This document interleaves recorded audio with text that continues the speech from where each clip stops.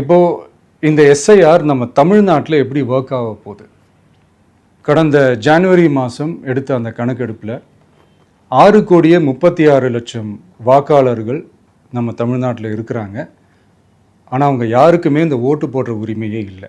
அந்த பிஎல்ஓன்னு சொல்லுவாங்க, booth level officers, வாக்குச்சாவடி நிலை அலுவலர். அவங்க தான் வீடு வீடாக போய் அந்த ஃபார்மை கொடுப்பாங்க. அதை நம்ம ஃபில்அப் பண்ணி கொடுக்கணும்.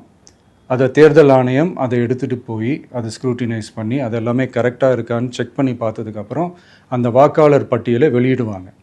அந்த வாக்காளர் பட்டியலில் நம்ம பேர் இருக்கணும். அப்போ தான் நம்மளால் ஓட்டு போட முடியும். அந்த புது பட்டியல் வர்ற வரைக்கும் நம்ம வாக்காளர்களான்றது அது உறுதியே செய்ய முடியாது. இன்கேஸ் அந்த புது பட்டியலில் நம்ம பேர் இல்லைன்னா அது ஒரு தனி ப்ராசஸ், அது ஒரு தனி ஃபார்ம், அது ஒரு தனி கிளைம்ன்ற மாதிரி அது ஒரு வேறு வேலை. ஸோ இந்த மாதிரி நிறைய சிரமங்கள் குழப்பங்கள் இருக்கிறதுனால மக்களுக்கு இது மேலே ஒரு கன்ஃபியூஷன் ஒன்று இருக்குது. இது என்ன வெரிஃபிகேஷனா, இல்லை ஒரு மறைமுக ரீரெஜிஸ்ட்ரேஷனா, இல்லை இது வந்து ஒரு நியூ ரெஜிஸ்ட்ரேஷன் மாதிரியே தானா அப்படின்ற மாதிரி நிறைய கன்ஃபியூஷன் இருக்குது. அவங்க செய்ய வேண்டியதெல்லாம் ஒன்று தான்.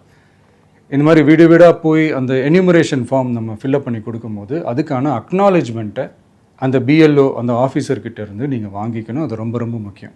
வாக்காளர் பட்டியலில் ஆல்ரெடி உங்கள் பேர் இருக்கிறவங்களுக்கு நான் சொல்கிறேன்,